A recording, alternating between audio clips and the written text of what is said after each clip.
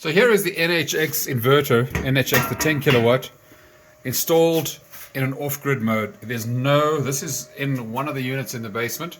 We do have some more, which we'll get to in a short while. There's a solar arc in the back there and two units. We'll get to that, showing you how to parallel them. And then a whole host of batteries. All these batteries over here, all these different manufacturer types. People are always concerned about installing different manufacturers' batteries together. Let me tell you, there's no concern at all about that. We have got our MK Energy batteries there running off our solar arc. We have PITE's batteries running on that inverter. We've got these batteries communicating with that inverter. We've got all different battery types. Even got SOKs over here, and SOKs in parallel with some other brands over here, all communicating just fine with all the inverters. So each bank of battery basically speaks to its own inverter, even though those two inverters are parallel together. This one's speaking to this battery, that one's speaking to a different set of batteries. They all communicate. This is the list of protocols that these two guys speak is actually quite incredible. I'll post it up on the website. But so just to give you an idea, those are the PITE's e-boxes over there. You can see you're using CAN bus over there. All right, and you'll see the dip switch number 1 is set up, and that'll communicate directly with the solar arc as well. So whatever will speak to the NHXs, the solar arc speaks exactly the same protocol. Any of these are completely interchangeable. As far as I can pull that cord out there from the NHX and plug the solar arc in there without changing any protocol settings, it'll all just work. And then our MK Energy signature series, we have got a whole lot of them over there. We've got about 200 and something kilowatt hours of battery over here, all different brands. And these over here are 15S batteries, in other words 15 cells in series, so they are low voltage battery. You'll notice that they'll go into fault mode, but the moment the battery voltage drops, they will click in. The BMS will allow them to click in and participate in supplying power. So I've actually even got some 14S batteries installed here as well, which are these over here. These 14S batteries, and they're also installed in parallel. And I allow my battery voltage, because a 16S battery, when it gets to 48 volts, it only has about 8 or 9% left. And if you go below that, you're in severe danger of just cutting the power to your inverter. So that's why I have some 14 and 15S batteries in parallel in the mix.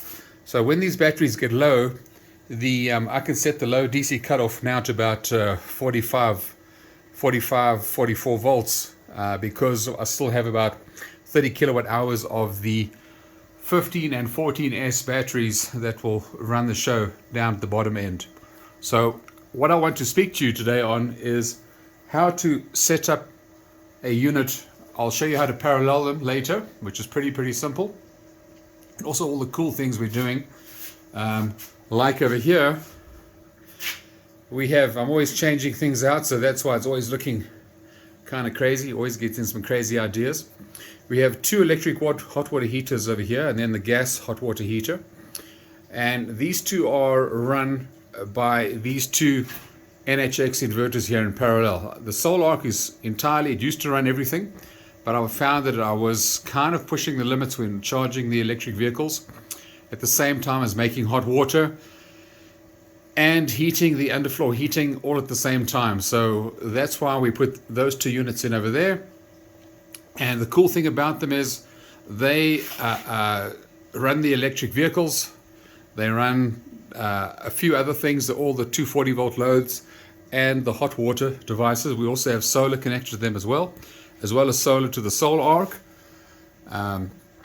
What we're using these for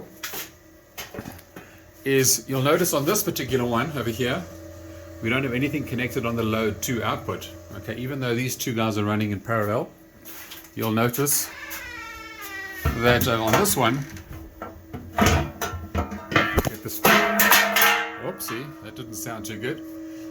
We have load 2 connected over here, and that load 2 runs up there to our hot water units. Okay, so what happens is we program this. What happens is we program this unit over here that when, let me just see the 5 ones. If we just go to the set, let me show you how to get there again. You go start button, you hit the 5 ones, enter. You hit, so I don't have any AC input into these units either. I have plenty of solar. So if you just go to the main setup screen over there, you can see for load 2, I've got its auxiliary load rather. I've got it to turn on when the batteries reach 90% and turn off when the batteries reach 87%. So what's cool is this output over here will turn on when the battery reaches 90% and will heat the electric hot water, preheat the hot water, and then the gas can be used if there's no solar for a few days. But what the cool thing is, even though the hot water is only wired to load 2 on this one inverter, because the outputs, the load 1s are connected together in parallel with this one over here. When this inverter's load 2 switches on, both inverters are going to be sharing the load of this guy's load 2, and you can program them independently. I can have this one turning on at a different state of charge, and I can have this one doing a completely different thing at a whole different state of charge to its brother. So we can run a whole different set. Let's say I can run if I want the battery level starts getting very low or even a lower level, I want to turn something else on, I can do that over there, and that inverter will share the load with this one. And then when we have load 2 on that unit, these two will also share the loads, plus they'll also share the loads on the normal outputs as well. Bearing in mind they only share load 2 because load 1 is just a relay inside to connect load 2 on, because the load 1s are still connected together at the breaker box. Okay, so that's where the magic all happens. So these guys are used purely for running the heavy loads, trying to take some load off the solar at 15K. Bear in mind that's almost a $6,800 unit, and over here that's $2,200. So we're looking at $4,400 for 20 kilowatts versus $4,400 for 20 kilowatts versus $6,800 for 15 kilowatts over there. Plus these guys each have got 4 solar inputs, and so 4 solar inputs there, 4 solar inputs there, up to 500 volts. The Solar has 3 inputs only, up to 6,800 watts ish per input, also up to 500 volts. And we can put up to 15 kilowatts of solar in there, and 15 kilowatts of solar in there, about 3,500 watts per MPPT input. Okay. Just some basic things to see. You can see there's the time and the date right there that I'm recording this. I click on the solar panel right now. It'll tell us how many kilowatt hours came in today. The sun's still going down pretty much, and how much total. I've had these up just for a few, not even a month actually. So 17 kilowatt hours today. The other unit has no solar connected to it at all. So if I click on there, it'll show me 0.0 total. Okay, and for output, this RSD button has to be depressed, and obviously the solar panel breaker must be on. Pretty much very similar to the Solar. If that button is off, the power will turn off. Just likewise, if this button over here is off, there won't be any power. Okay. Now back to the unit that's on the wall over here. Okay. This unit's been here for a long time. I use this to do the underfloor heating in the house, especially over winter time. So it has its own set of solar panels on there. We can see today that also did 17 kilowatt hours of solar today, and all that energy gets combined into the same set of batteries, the same 200 and something kilowatt hour set of batteries. Okay, I'm all running all 4 inverters off the same battery bank. Okay, you can see that one's done over about 1.6 megawatt hours of solar in its lifespan, and I also have it wired load 2 and load. I've got skinny wires on here because I'm running particular a load that I know how much it is. It's not 10 kilowatts, it's 4 kilowatt load. And what I have is I run the pump on load, so the pump's circulating the water all the time, and also it's a low wattage element, and then it kicks into a 4 kilowatt element when the battery reaches, and we can see that right here. If I click on the little button over there, hit our 5 ones. Okay. And we can see right there. Also at 90%. You can see there. Silly camera. 90% on and 88% off. You have to take my word for it. Now, so let's talk about some basics while this thing's busy running right now. So what is the heater is off right now. It's just the we've reached temperature. So even though the battery is at 98%, the 4 kilowatt load is off.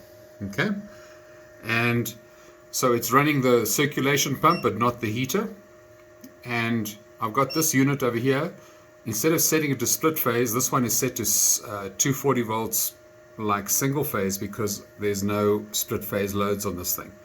So this is what you would do when you get the unit out the box. Okay, first of all, hopefully we can zoom in there. We set it to self-consumption and disable mode. Okay, and very important, and the cell enable doesn't need to be turned on. Okay, sorry, I clicked the wrong button over there, and I'm trying to record. Cell enable doesn't need to be on at all. There's no grid coming into this guy at all. Just output 1, just load and load 2. Load 2, like I said, it's completely optional. Also have my solar wires coming in. I'm just using 2 solar inputs. And I've got my BMS cable. I've got 2 different batteries coming in here from my BMS cable from one or the other, depending which set of battery state of charge I want to look at. Now, if I click backup enable off, all right, and I click save, I get this question a few times. The output disappears. All right, so backup enable is there. If you have battery power connected, and you got no grid and you just want power off grid, all right, you just hit simply, and this is on by default, and some guys turn this off. You know, I think we're all a bit like that. We get a new toy, we just start messing with settings and going crazy. That is not needed. All right, so backup enable, click there and make sure the button there is depressed, the RSD button there is depressed, and you'll hear in a few seconds, you hear a click, and then the output will come back on. Okay, so let's run through some basics over here. First of all, we have, before we even log in, we've got the solar panels over there. We can see what the voltages are. Okay, luckily it's evening, there's still a few volts coming through. And we've got our totals over there. We hit the battery. We can see what the battery voltage is, how many amps are coming out of our battery, state of charge of the battery, temperature of the battery, and the power. Okay, we've also got battery type lithium. Now bear in mind, hopefully my camera is focusing. Now bear in mind, battery type lithium, I'm going to come back to that. Just because you've got a lithium battery connected to it doesn't mean you set the lithium battery setting. Okay, lithium battery setting means if your battery has BMS communications, which is compatible with the inverter.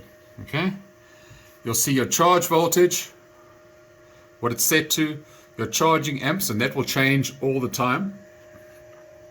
That charging amps, that's a better view.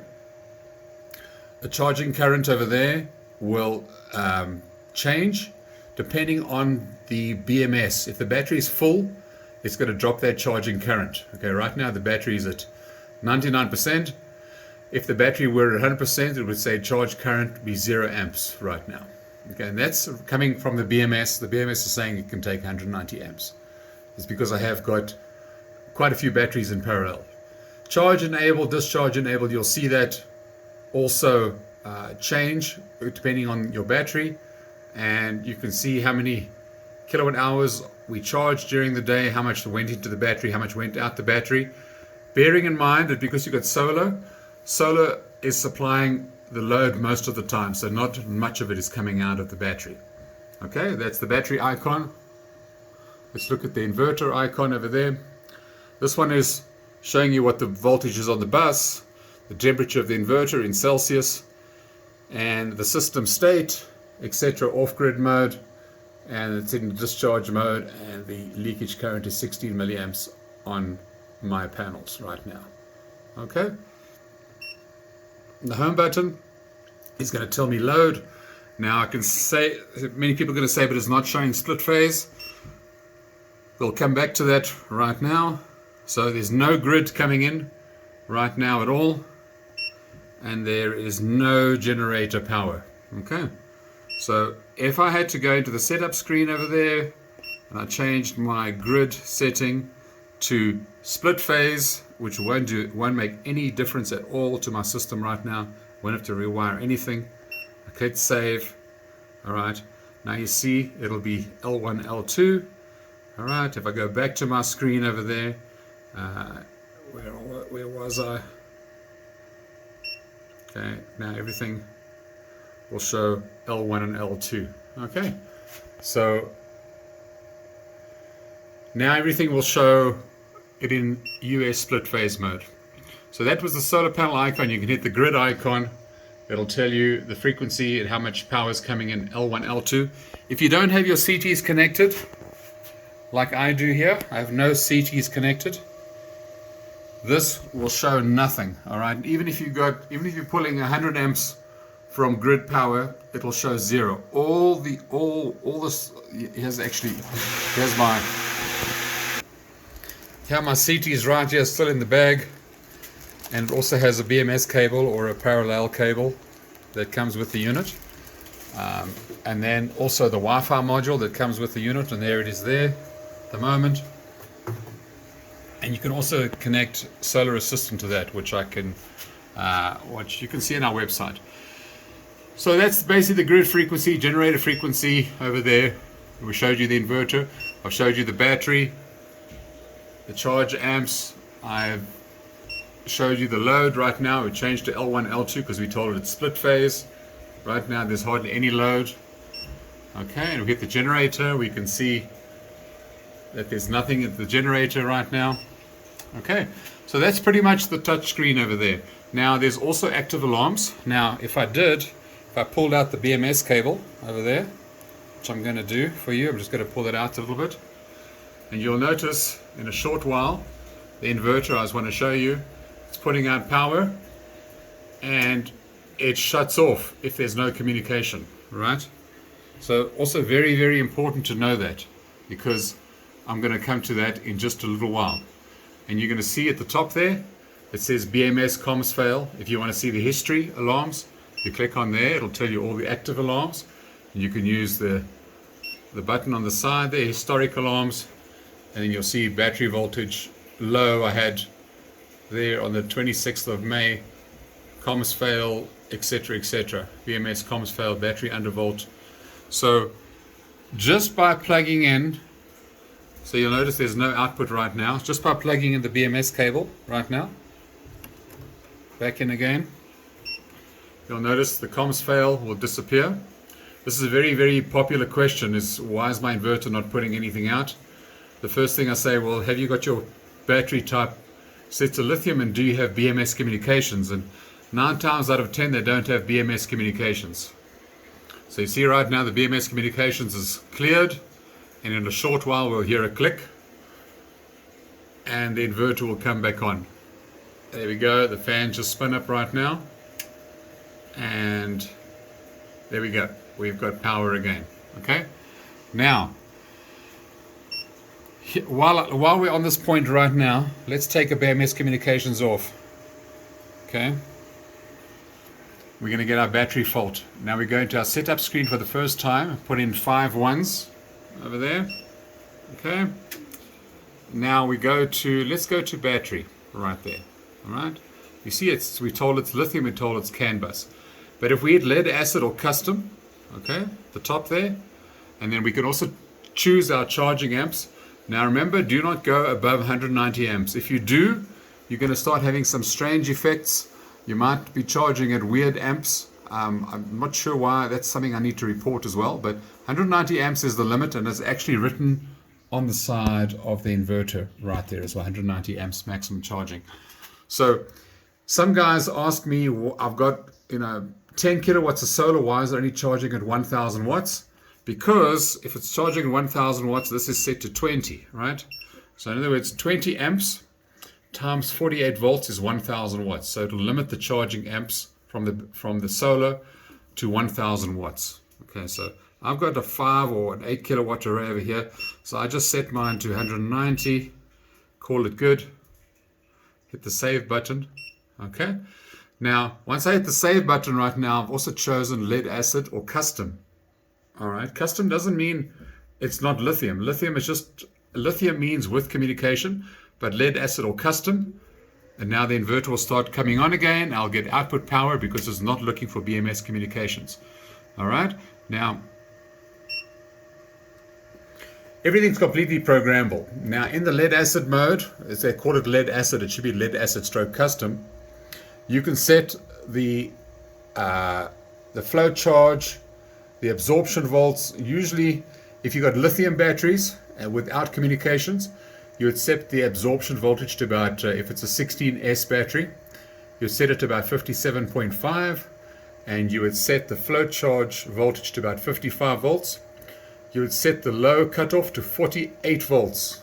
Okay, I've got it set lower because I've got batteries that are 16S, 15S, and 14S all in parallel. The BMS is managing all of that for me. The BMS cuts the batteries out if the voltage gets too high for them. And then over voltage, I set that to 56 volts. I should probably, let me see, my eyes are deceiving me. That should probably be set to about 58 volts or so. Then another very, very interesting topic that many people get wrong is in lithium batteries. Now lithium reaches a state of charge from the BMS. Let's see if I can just go in a bit closer. Low battery depth of discharge. In other words, if I set that to 10%, the battery is going to give a low battery warning when it reaches 90%. So you charge your battery to 100% and you drop it by 10%, it's going to give an alarm saying low battery warning, low battery voltage. Okay, so 90% means use 90% of the capacity of the battery. And if you've got, you can tell it, in other words, low battery depth of discharge for lithium, and you can tell it when to shut down at the depth of discharge. At 90%, shut the system down. Now, this is also a puzzling question many people have. That's 5%, so I don't want the system charging from solar reaching 90.1% turning on, and then dropping down to 90.0% turning off, 90.1 turning on. So this 5% is giving us some play in that 90% region. So 5% here and there is going to be about 85% it'll turn back on, 90% turn off. So it gives us some play. That's called hysteresis, end of discharge hysteresis, HYST, and that's also a hysteresis value for there as well. Now for lead acid, when it shuts down, it only works on voltages, because lead acid, it does not know the depth of discharge. It only works on voltages. And this battery amp, you can put that in. That's an arbitrary value. Mine is about 2,000 amp hours, and I can put that in there no problem. But it doesn't matter at this point, just for calculations.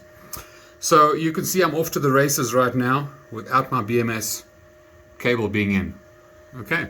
So that's how you get by without BMS communication. You just set them to that custom value and to the voltages that I've explained. So now for this exercise, I'm going to put my BMS cable back in, and I'm going to set my battery type, and you can also keep going. There, set that to lithium, CAN bus, and discharge power limit. Okay, that's also very important. if I have grid attached to this inverter, and let's say grid attached and we're using battery on the load, we can use the battery. In other words, if I set it to 10%, all right, this is a 10,000 watt inverter, which means it'll only draw 10% of my power from the battery and the rest it'll pull from the grid. But if you don't have grid power, it has no other option but to pull 100%. So that's only if you have grid power. That's why it says discharge power limit. It's really only there for the if you have grid as well. So if I set it to 10%, that's only 1,000 watts maximum that'll come out the battery. If I set it to 90%, that is only a maximum of 9,000 watts load. It'll pick up the other 1,000 watts from the grid if I go over 10 kilowatts. And I mean, you could set that to 100%. It makes no difference. But I just like to have a kind of safety factor that I'm not sucking my batteries dry, you know, for any little thing. If I've got grid power still, I like to still use a little bit of grid, but in this case, there's no grid connected, so that setting doesn't mean anything. Okay, I always hit save after every setting. Let me spend some time on this screen over here, which is the main screen. Hit over there, 5 ones, right there. Self-consumption mode. This is the 99.9% most of the time you're going to be using this mode. All right, even if you have grid connected to the unit and you are using the CTs and you're helping this inverter feed back some of your power to your grid, but you don't want any power to go back out to your utility supply, this is how it's going to work. All right, self-consumption and disable. Don't mess with anything over there unless you know what you're doing. There's just so many settings. If you want battery priority, that's if you want to charge the battery right now, or you want the battery to stay 100% full all the time. It'll go battery priority, then it will use from grid and everything else while it can. It'll keep the battery full. It'll be like a UPS, uninterruptible power supply. Keep the battery full at all times. Self-consumption mode, it'll allow the battery to go down, charge up, go down, charge up every single day, which is majority of time how everybody wants to use it. But if you want to charge the battery right now and you've got a generator or so, you hit battery priority, you plug a generator in. Let's go over here to the generator icon. Over there, you're going to click generator, enable charge. You're going to put those 4 on at the top over there. If you run your generator and you want to run right now, you can tell it also on the generator what state of charge to start the generator if you want automatic functions. But if you just want to start manually right now, you can tell it when to stop, how much power to pull, how big your generator is, how many amps to charge your battery with. That's charge current, that's at 50 volts. All right, so if I set that to 10 amps or 30 amps, 30 amps times 50 volts is 1,500 watts. Okay, so bear in mind, that's not 30 amps at your generator power. Also, the generator needs to be 240 volts. Because this is the 240 volt unit, you either need to, you cannot use a 120 volt generator. I have tried to trick it, but unfortunately it doesn't work. You could use an auto transformer if you wanted to make 240 volts, but I recommend just getting a 240 volt generator. They're everywhere these days. Okay, so that was the generator there. I jumped around a little bit. So if you want to charge the battery straight away, that's what you do over there. All right, you hit battery priority and you want to start the generator to start charging straight away. Okay, now some other functions over here. PV type, please don't mess with these. Independent works the best. Some guys try parallel, constant voltage. These are if you got modules inside your solar panels and those optimizers, etc., etc. But even with optimizers, I found independent works best. Just don't mess with that. Okay. And that's for your auxiliary load. In other words, load 2, state of charge on, state of charge when it turns off. I think I've explained that earlier to you today. The PV type, and then also you set your date and time, and you click save afterwards. Now, it takes a while for this to update. This might even stay your old date and time, but you'll see the date and time on the screen on the home page. That should be updating. All right. Then peak shift time. I've used this once or twice. So what happened was I was charging electric vehicles and I wanted it to pull from the grid.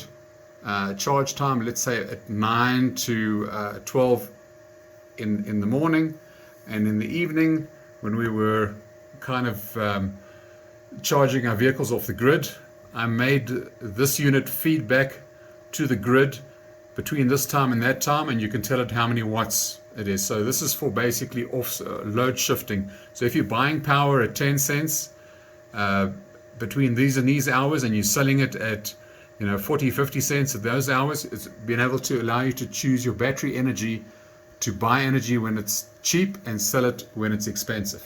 Okay, and you got 3 time slots, and that's what that's for. I've used that and that works. All right, then you've also got sell enable. All right, so if you want to sell power back to the grid, okay, you can choose that, and that's how much power you're willing to sell back at the time. All right, 8,000 watts. So at the moment I got sell enable off. Okay, then advanced settings over there. Now these are time of use settings. Now I can show you what this looks like on my Solark. So this is the Solark over here, and we can go basic setup, grid setup, and we've got time of use. This is what it looks like on the Solark, and I'll explain it to you. So between 1 o'clock and 5 in the morning, that's 1 a.m. and 5 a.m., I'm allowing my battery to go to 26%. All right, and if it goes to 20, it will not allow more than 4,700 watts of energy to come out my battery when it reaches 26%. If it reaches 25%, it's going to pull from grid 100%. Okay, so it's a kind of way of leaving some energy left. So as the time of night, as you get later and later in the night time, you want to leave some energy left in your battery if you've got grid available, so that in case the grid fails, you still have some reserve battery capacity left. And so this is a way of kind of controlling it. You can see I allow my battery to go down to 15% only because I have got 15S and 14S batteries in parallel with my 16S batteries. In other words, even when I get to this low state of charge, there's still quite a lot of energy left in the batteries that can handle the lower voltages. And then so I allow my battery to get a 15% just before sunrise, and then it's just at sunrise at 9 o'clock there's enough time to at least start charging the battery. And I'm saying if the battery hasn't at least reached 27% by 9 o'clock, then keep using grid power. Okay, and that's pretty much what that looks like. That's on the Solark. Now let's go back to the NHX. And you can see as well, I programmed this for winter time, because at 5 o'clock at winter time, if my battery isn't at least 52%, then I don't want to touch my battery power too much, because it's a long night ahead. So getting back to the NHX, pretty similar. They have a start and an end time, whereas the Solark just had basically a time from one to the next one to the next one. This has a start and end time. You can show how much battery power you want to pull, if you want to use the grid, if you want to charge a generator, and how much percent state of charge you're willing to let the battery get to before the action starts kicking in. Okay, and then you also got that hysteresis setting as well, again, so that you don't have your battery state of charge jumping when it gets to 81%, 81.2%, use grid. If it gets to 80.0%, use battery, and jumping up and down all night long. So that 5% over there is to allow some leeway. That's if you want to enable the time of use settings, okay, which I don't at this particular time, because this is an off-grid inverter. Okay, and we see over there, and this is also very important. If I have PV charge only selected, then it is going to override charge from grid enabled. All right, so this one over here overrides the others. So grid charge enable, it will allow from grid to charge, and also whether to charge the battery first, etc., etc. And your CT power limit, so how much power to limit coming in to charge the batteries, but you can also set that in the charging amps on the battery itself. So that's kind of a strange setting, but this is where a lot of people find that, hey, something's not working right, and this is probably where things get confusing the most. Okay, it won't charge from grid because you've had PV charge only selected. Okay, So right now is off-grid mode. This doesn't mean a dang thing. So let's have a look. That's that setup screen. Over here, the parallel settings. I'll show you in the next part of the video how to program parallels. Right now, it could just stay just like that. Okay. The battery, we've been through this as well. We've been through the settings on that, and I'll just hop through just to familiarize you with. Because it's set to lithium right now, these lead acid settings do not apply. Now the lithium settings apply. All right. And then the grid settings. All right. Split phase we use in the USA. And you can tell it sometimes. Some people wonder why the unit shuts off maybe in the middle of the night at the same time every night. It could be because of the setting right now, grid protect parameters. And that's if your grid voltage goes too high for that amount of time, it'll turn off. Okay. Or if the grid frequency changes, which for California rule, etc., they're changing the frequency on the grid all the time to tell the solar charge controllers to turns off hot water heaters, loads, etc. They change the frequency of the grid, and sometimes your inverter could actually shut off because this frequency setting is too narrow, or maybe you do want it to shut off, depending on that frequency. Okay, so that's up to you. And then we have that's those parameters. We've been to the generator parameters. This is the firmware version over here.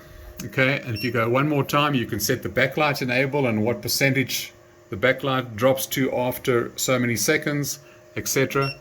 And then a factory reset if you want to. And that's pretty much it. It's just make one setting at a time and you should be good. If you're going to make lots of settings all at one time, your head's going to become scrambled, and just refer back to this video to see what the default settings were.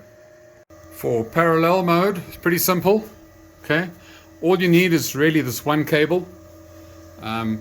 This one cable that's supplied with the unit. It's a Cat5 cable. It can be either used for BMS communications, CAN bus, or parallel communication. So you get two of them.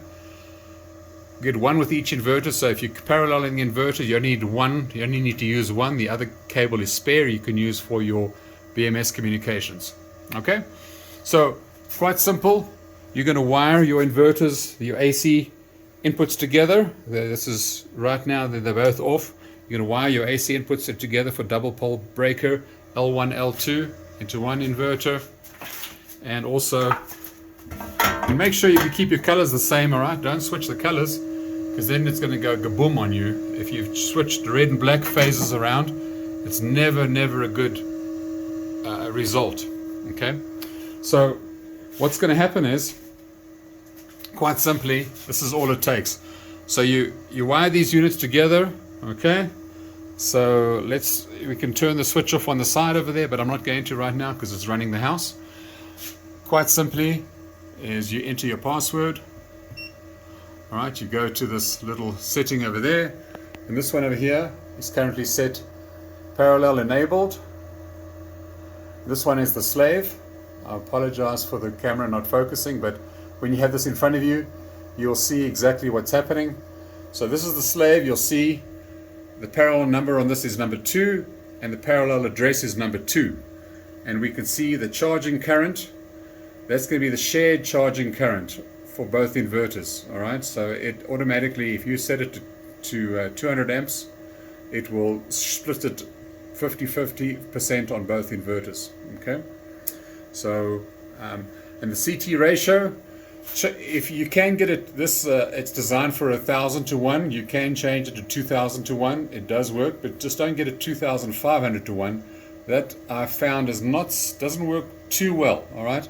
It works well with round numbers. So also, if you just want to use the CT off the master, you could just click Common Grid CT. Right now, I don't have any CTs installed in my units over here because they are off-grid units. And so that'll be the slave over there. And you'll see slave is 2.2. And then the master.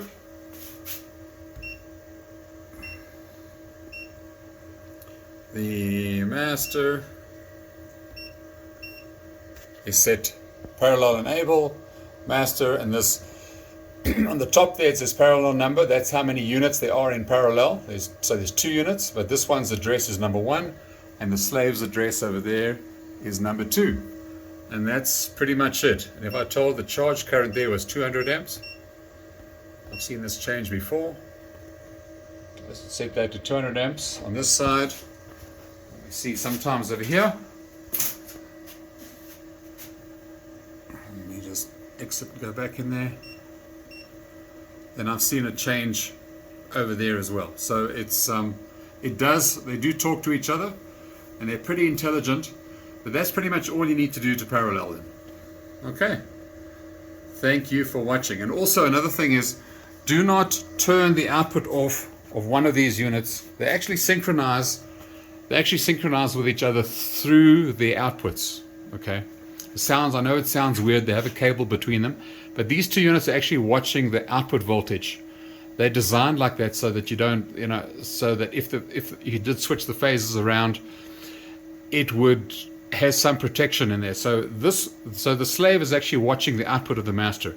So don't just turn the output off of the slave and come back 15 minutes later and turn it back on, because these 2 units might have gone out of phase. Okay, so if you're going to connect them together, turn them off on the RSD button, off on the RSD button, put both breakers on the outputs, and then turn both RSD buttons on together when you're starting them up in parallel. Okay, so one interesting little thing right now, these are the outputs of these units. Okay, so this is how I've got it wired. I've got a 40 amp in from the slave, a 40 amp in from the master, and they combine together, and I don't allow more than 60 amps to go out. I know that sounds kind of weird, but my wire is only 8 gauge wire, and the breaker's there to protect the wire. So if this is 40 and 40, that would allow 80 amps to go through the wire. So I've got a double pole breaker going to the common bus, and the 60 amp breaker is my output. And the 60 amps is more than enough to run the house.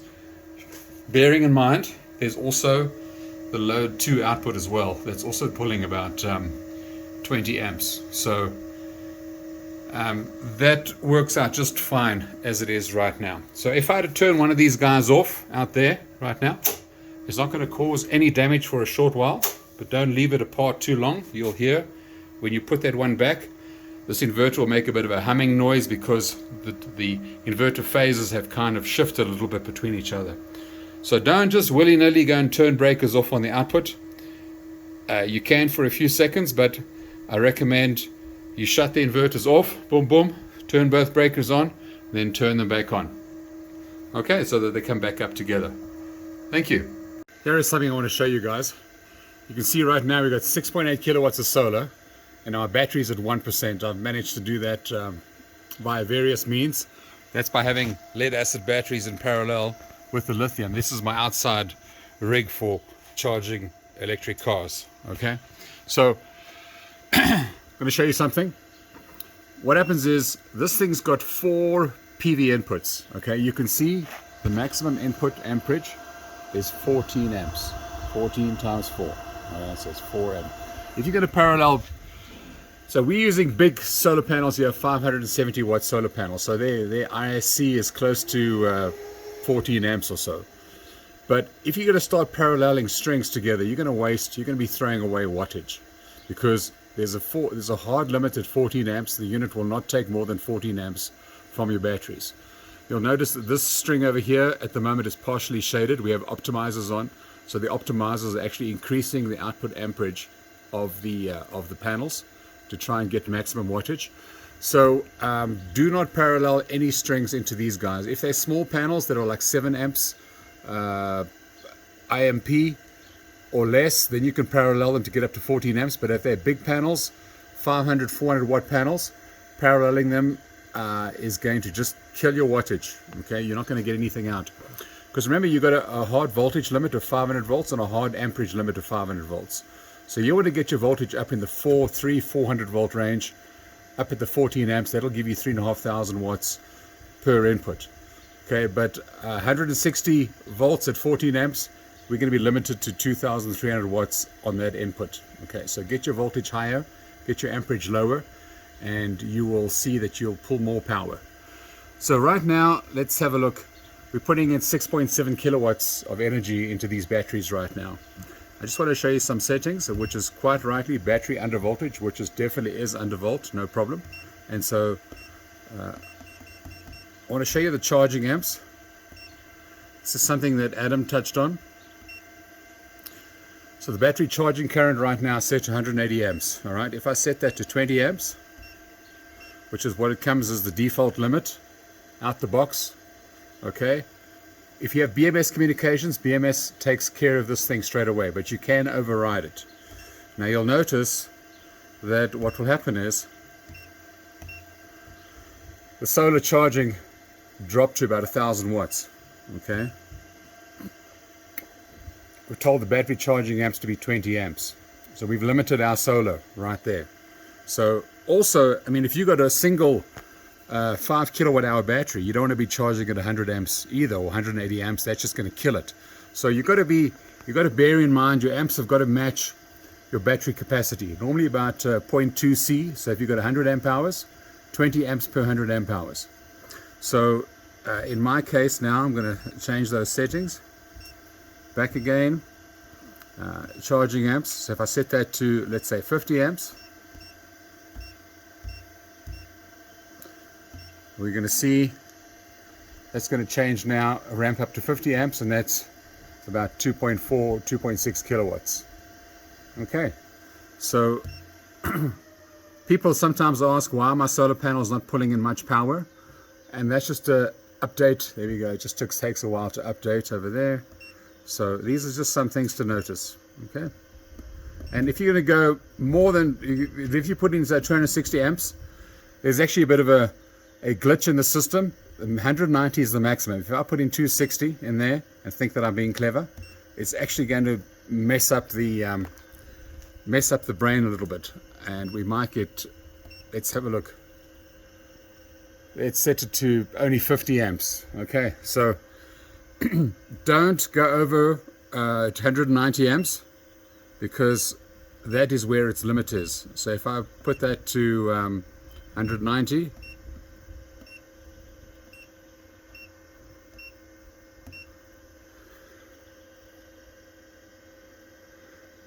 and that'll start pulling maximum right now, which is what the solar can give us, is about 6,000 watts. Okay, so going to more than 190 is just going to start messing around, and it's not going to give you the full amps. Okay, so 190 is the absolute maximum. Also, another thing that has some confusion, and this is also a very good one. You see there, discharge power limit. Okay, if I had grid connected and I was it would stop and I pull a load of 10,000 watts, it would pull 70% from battery, which is a 10 kilowatt inverter. It'll pull 7,000 watts from the battery and 3,000 watts from grid. Okay, that's one thing I want you to understand. So if I set that to 100, then it's going to pull 10,000 watts from the battery and not pull anything from the grid. But if you don't have a grid, it's got no option but to pull 100% power from the battery. Okay, here is another thing which seems to catch a lot of people. Now this at the top here is for lead acid settings. You saw that I have it for lithium at the moment. So here's the lithium settings. Low battery depth of discharge. In other words, it will allow 90% depth of discharge. In other words, 10% left before the inverter shuts down. Okay, so right now, I don't know if you saw the battery state of charge was near zero. So the inverter actually hasn't turned on. The moment the battery gets to 10%, the inverter will turn on. And this EOD HYST is a hysteresis setting. It's a 5% setting. So that, for example, let's say your battery depth of discharge gets to 10%, and then the sun goes down, and then the sun goes for a cloud, and then the inverter turns on or turns off every time it goes to 90.0, 90.1, 89. So this 5% is to give it a bit of sticking, so that it doesn't exactly turn on and off at 90%. Okay, it gives it a little bit of a play area. And this over here, this setting is for low battery depth of discharge, and that is for shutdown depth of discharge. Okay, so the one is, the unit's going to, I should actually have this thing a little bit higher, but it's going to shut the unit off at 90%, but it's also going to shut the output off at 90%. I know it sounds confusing. The one is turning the inverter off, and the other one is actually turning the output off. So we should actually probably set that to the 89 or so. So low battery depth of discharge. Okay, so if you set, some people set that to 10%, thinking they only want 10% left. No, that's going to turn the inverter off when the battery reaches 90% state of charge. Okay, so this is telling you what to discharge the battery to. 90% depth of discharge. Okay, so what will happen right now is you'll see right now we're only at 2% on the battery, and there's no output yet. If I had to change that depth of discharge, let's say to 99%, and that one to 98%. Alright, save. Now we're at 2% right now on the battery, 3%. So very soon afterwards, remember we've got that 5% or so hysteresis value in there. So very soon the inverter will actually turn on again, because the battery state of charge will be sufficient enough to turn the inverter on. Okay, so this 10%, you cannot change it less than 10%. So in other words, if you set it to 90% depth of discharge, it'll turn off at 90% and only turn on when the battery charges by another 10%, back to 80% depth of discharge. Okay, so if you had to turn, so if you look on the battery, you would see the state of charge would be 10%, that it would shut off, and it would only come back on when the state of charge was 20%. Okay, and so that's what this 3% is for. It'll shut down at 91%, and it'll have to come back on when the battery goes up to 94%. And 100 minus 94 is 6%. So if the battery reaches 6% state of charge, then it will turn back on. Okay, and you can see right now the battery is right now 12% or 17% state of charge, and the output has turned back on, and the alarm has disappeared. And if we look at historic alarms, you can touch on there. You'll see there's no active alarms. You can hit the side arrow. It'll show you all the active alarms, low battery volt and undervolt. So, and then I pulled out the wire a long time ago. So what happens is these batteries actually shut off because they were 0% state of charge. So the one is low volt A05 and the other one is battery undervolt. And those are the two settings that you just saw right now. Okay, I hope that makes more sense.